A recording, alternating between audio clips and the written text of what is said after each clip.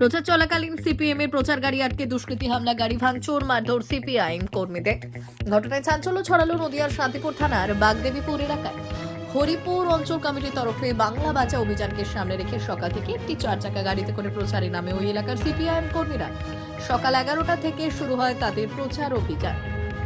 হরিপুরের বিভিন্ন অঞ্চল ঘোরার পর বিকেল নাগাদ যখন তারা মেলের মাঠ পার করে বাগদেবীপুরে পৌঁছয়, ঠিক তখনই উল্টো দিক থেকে বেশ কয়েকজন যুবক গাড়ির সামনে এসে দাঁড়ায়।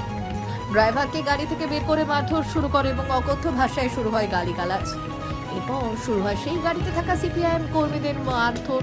প্রচারের মাইক এবং গাড়ি ভাঙচুর করা হয়। বেশ কয়েকজন কর্মী প্রাণ ভয়ে ঘটনাস্থল ছেড়ে বিভিন্ন জায়গায় পালিয়ে যায়।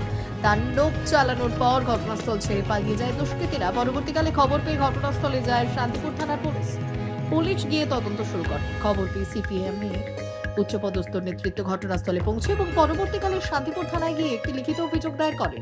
সিপিআইএম নেতৃত্বের অভিযোগ, এই ঘটনার পেছনে শাসক দল তৃণমূল কংগ্রেস দায়ী। তৃণমূল কংগ্রেসের মদতে তাদের দুষ্কৃতীরাই ঘটনা ঘটিয়েছে বলে অভিযোগ সিপিআইএম।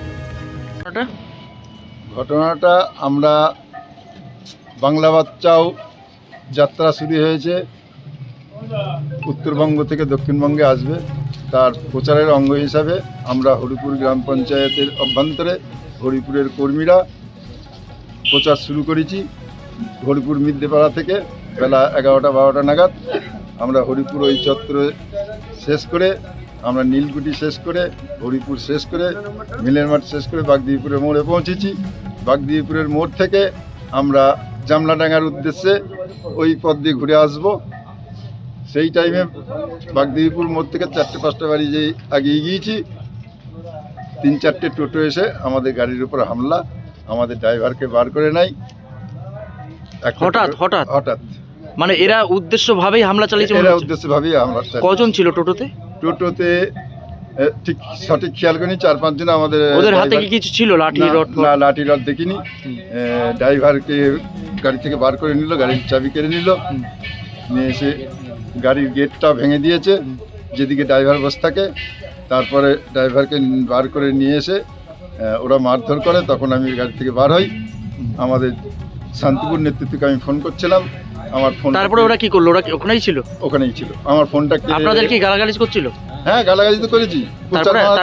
তারপরে যখন ফোন করছিল এইরকম, তারপর আমি তো আমার ফোন কেড়ে নেওয়ার উদ্দেশ্যে তারা আমাকে আক্রমণ করলো।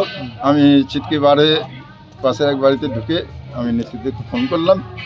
করার পরে পাশের বাড়ির লোক আর আমাকে ভারতে দিই।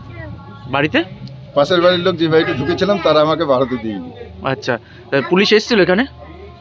আমি এখানে এসেছিল খবর পেয়েছি। কি মনে করছেন তারা কোন দলের হতে পারে? তারা বিরোধী দলের লোক। সে রাজনীতির ক্ষেত্রে তৃণমূল হতে পারে, বিজেপি হতে পারে, যাই হোক না কেন, তারা বিরোধী দলের লোক।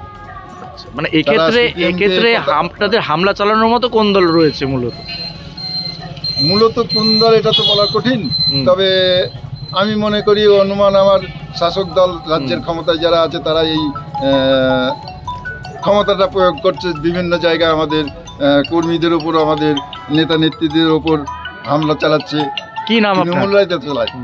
কি নাম আপনার? আমার নাম নিতাই ঘোষ। আপনি কোন দলের দায়িত্বে আছেন? দলের আমি সিপিআইএম পার্টির এরিয়া কমিটির সদস্য।